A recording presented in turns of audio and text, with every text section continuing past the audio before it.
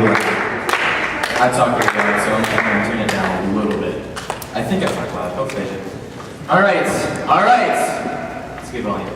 Alright, so we're starting a new series this week called Kowloon. I had the opportunity to put this together, which Alan allowed me to. I'm really surprised. And I named it Kowloon. You're probably like, what in the heck does Kowloon mean? It's not a cow that's loony, it's not two words, it's one word, Kowloon. Well, Kowloon. One word, and I will explain it. I know you're probably all really confused, especially with the kid with Kowloon on his face, but I will explain it all later. Right now I'm going to explain what Kowloon is. It's not a thing or it's not a person, it's a place in Hong Kong, China. In order to describe it a little better, I'm going to read you an excerpt from a paper that Jenny Dawson wrote about this weird place called Kowloon. So let me just read this to you quick. It's like 2 paragraphs. So, Kowloon is a legal and social anomaly found just outside the city limits of Hong Kong, China. The original 6-acre plot of land was established in the year 960 by the Song dynasty to be used as an outpost to regulate the trade of salt. So that's what it was. In 1842, the Chinese built the infamous wall around the outpost to further protect it from future invasion of the British. China eventually lost Kowloon to the British in 1899. After years of inactivity, China declared to take the walled city back after Japanese surrendered to World War II.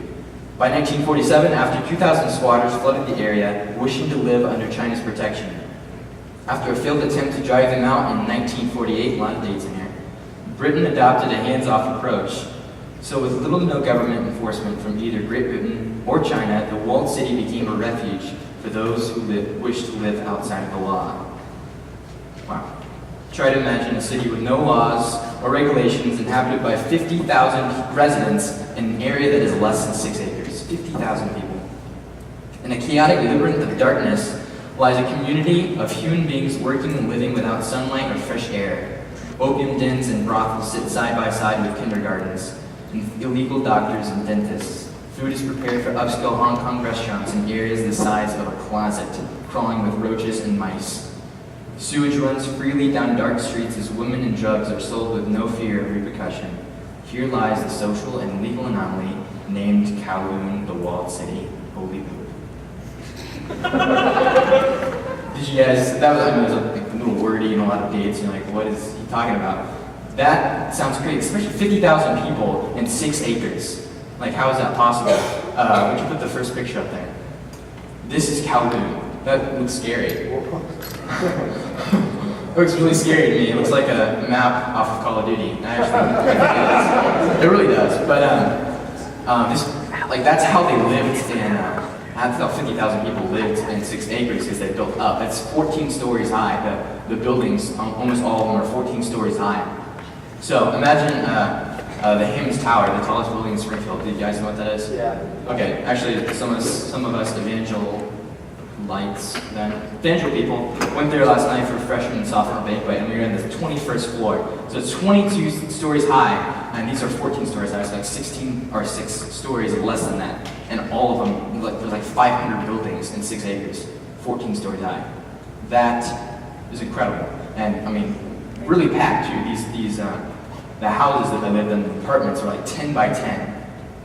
10 by 10, like that's not yards, feet, 10 by 10, and families lived in there. And it's just crazy and packed. Who would want to live in a place like that? And interesting story, a little side tack. There's like cops got enough people and they formed this group, and they went in there and raided Kowloon and came out with 2 tons of illegal drugs. 2 tons. First of all, how did they get 2 tons out of there? And illegal drugs. They had 2 tons of illegal drugs in 6 acres. Where did they get all this stuff? It's crazy. I don't know what they did with the drugs afterwards either. It's like, drugs for everybody, you know? So, my question, what made Kowloon so attractive to people? And if you had to pack in there so tightly, and there's just, sewage. Oh yeah, I got the next picture. I have like 4 pictures, I forgot. That's a street. It's sewage, and I don't know what that, I guess that's a staircase. I guess it's self-explanatory, but sewage. Those are cords, and that's a sign right there. Says warning. Go to the next picture. These are kids playing on top of the roofs because it's the only place where there's fresh air. Inside is like really dark and it's smelling, of course, of sewage and drugs. I don't know if drugs smell. I've never smelled drugs. That wouldn't burn my notes. I just made it off the top of my head.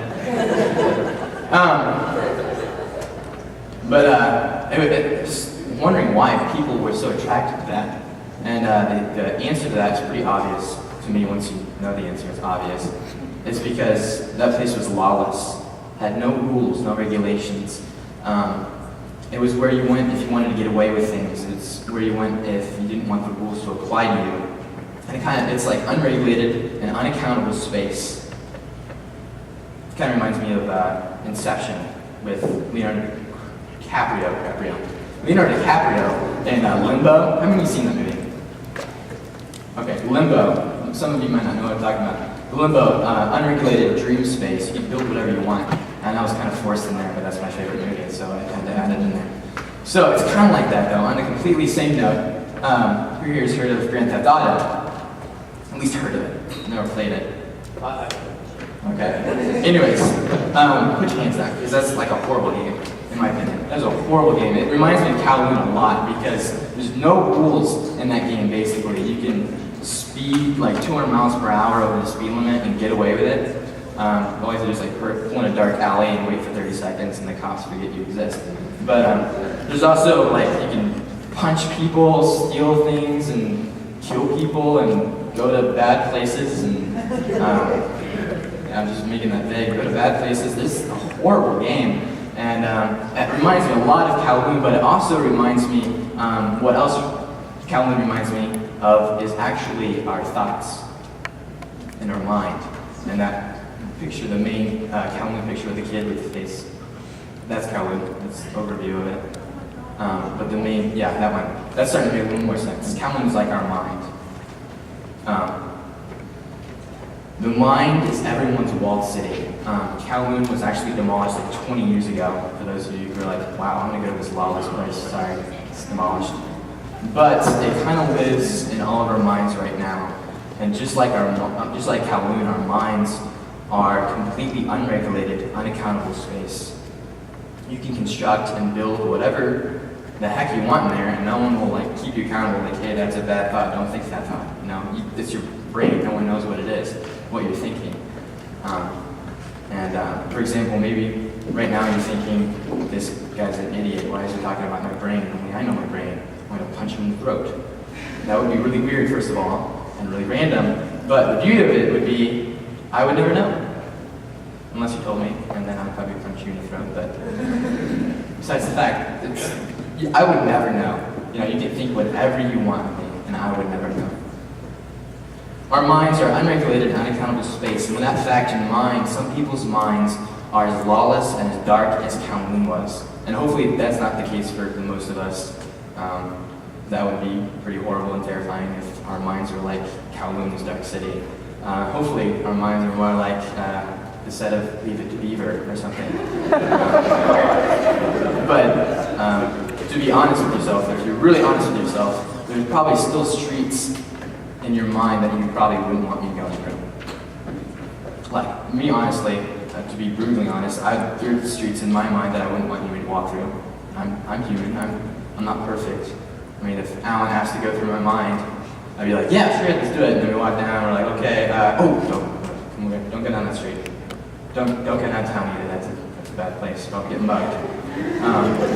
So there's places in our mind you probably wouldn't want me walking through. And I think it's true for everyone here. We have a different set of standards for what we think than for what we actually do. We have a different set of standards. When I was younger, my dad would discipline the crap out of, can I say crap? Yeah. Okay. Discipline the crap out of us. And right now I know it was out of love and I really appreciate it. Because I became the man I am now. But I appreciate it now, but back then it was horrible. I mean, he'd discipline us and he would like go pick up rocks or something, or he would paddle us, or he would, the worst one of all, he would like the 3-letter word, nap, go take a nap. Oh, I hated naps. Now we're like, what, we hated naps? If you think back, you're like, oh, I did hate naps. Everyone hated naps when we were younger. At least I did, maybe not. it, but anyways, I hated naps. And he would make us take a nap, and I would honor him and say, yes, Dad, I'll go take a nap. And I'd go take a nap, and I would honor him, I wouldn't talk back, and then when I got up there, I would think about talking him back, you know? I would think about like all of what I would say, Dad, I'm not taking a nap. Just to say. And that's what I think of. And is that really honoring to my dad? I mean, I made the action to honor my dad, and then I went up and thought about dishonoring my dad. Integrity, who knows what that means? A couple people. I do too, so I'll explain it. Integrity, I think the best definition of that is who you are when no one's looking. In the mind, no one is ever looking. Ever. Integrity isn't just having a great filtering system either. That's not what integrity is. Like, I could take Jeremiah out for lunch and just hang out, you know, and encourage you and pray for you, and then take you back home, and you can tell your parents what a great guy I am, and how awesome I am, and tell your friends the same thing. And I could be a great guy, or I could just be a fake with a really good filtering system. Does that make sense? Integrity isn't just based on actions. But that said, the Bible, and Jesus in particular, places a really, really high value on what goes on in our mind. In fact, Paul told the Corinthian church that the goal is to take every single thought captive. Every single thought. That's a really, really high bar. Every single thought that you have, take it captive. And actually, for a lot of people, they thought that was really unreasonable to take every single thought captive. So here's the question. Why does what we think matter so much to God? Is it really that important? And I have like 3 groups up here, imaginary groups, so you have to use your imagination. 3 imaginary groups, and they have the answer to this question in 3 different ways. Group number 1, they would say, Jacob, no, what we think does not matter, because it's in my head, only I know it. You know, I can listen to that girl over there, and she would never know I'm not doing anything physical, and my friends wouldn't know, it's just me, it wouldn't hurt anybody. And to that, I'd say that's just completely foolish and ignorant. Either that or he knows what he's doing, he's rebellious. So I'm like, okay, get out of here. Group number 2, you'd be like, okay, Jacob, we have an answer. Yes, what we think matters. In fact, because it might leak into the real world. You know, garbage in, garbage out. We take bad things in, eventually it's going to come out in our lives. And that's true, everybody agree with that. I mean, that's true, we've heard sermons on that. And you're like, yes, that's a concern, but I really don't think that's the heart of the matter. The third group, they would say, I think this is really important, I think this is the best of the 3. They would say, yes, what we think absolutely matters, because thoughts aren't just something that might become real, they are real. Whoa. And you're probably really confused. Maybe not, but I was when I first thought about that. Like, thoughts are real. What do you mean? For example, Jesus. Cool. Sunday school answer. Jesus. He had this sermon, really famous sermon, Sermon on the Mount. Have you heard it?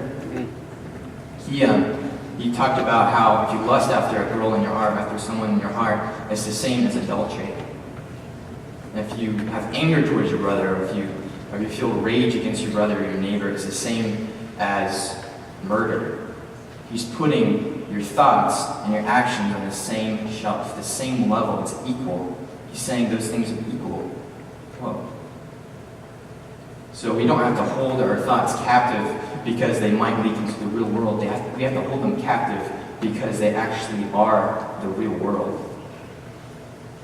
And actually there's a 4th group I didn't tell you guys about, but I think this is really where wisdom comes into play. They would say, yes, what we think matters.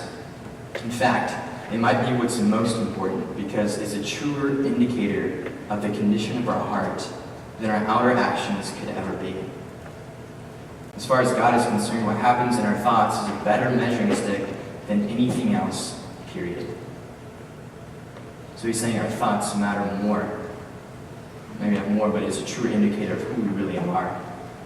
Jeremiah 17:10, I, the Lord, search the heart and test the mind to give every man according to his ways, according to the fruit of his deeds. So he's saying, yeah, I will bless you for your deeds and your ways. I will bless you and I will give to you because of that. But in order to give to you for your deeds and your ways, I look at your heart. I look at your thoughts. I look at your motive, why you do that stuff. Now you can You can bless people with your actions, but why are you doing it? This isn't just Jesus' standards for our lives. It's actually everybody's standard. Everybody's standard here has the same standard as Jesus. We all got to echo that same feeling.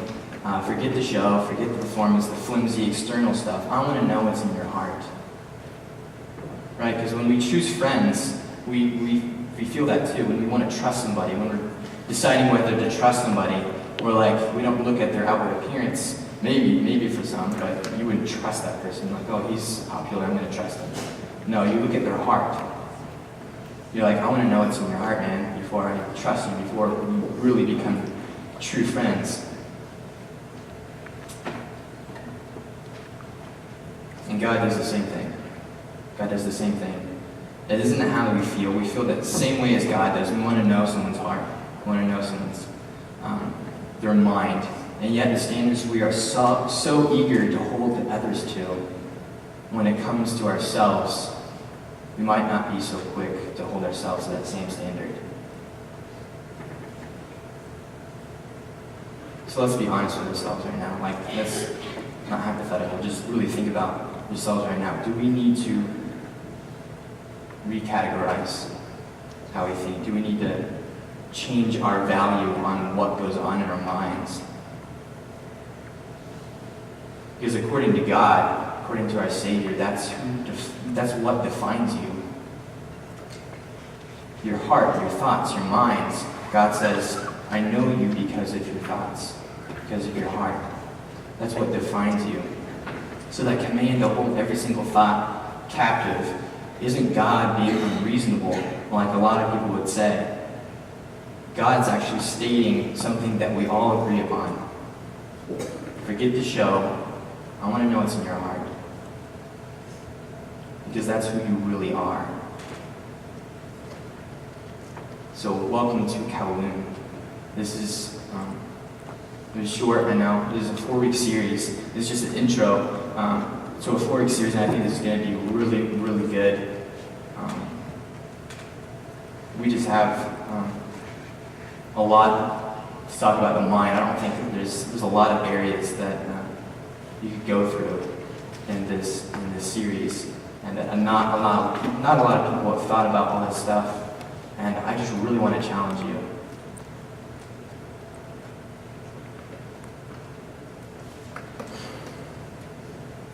This is something that's pretty heavy on my heart. I just want to challenge you. Our actions, we can do stuff for other people. We can keep going through the motions. But knowing that God looks at the heart, it makes me really take a second look at what I'm thinking. It makes me take a second look at my heart and why I'm doing things. And you can come out of here, and I really encourage you to take this and take it to heart, but you can go out of here and say, I'm just going to think whatever I want. Yeah, that's true, you could. No one would know. You can do whatever you want, keep doing what you're doing. But according to God, it doesn't define you by what other people think of you. It doesn't define you by your actions. He defines you by your thoughts. He defines you by your heart. Jesus, thank you so much for tonight. God, thank you for showing up and praying for me, God. Lord, I pray for everyone in here, Lord, that you would speak through them.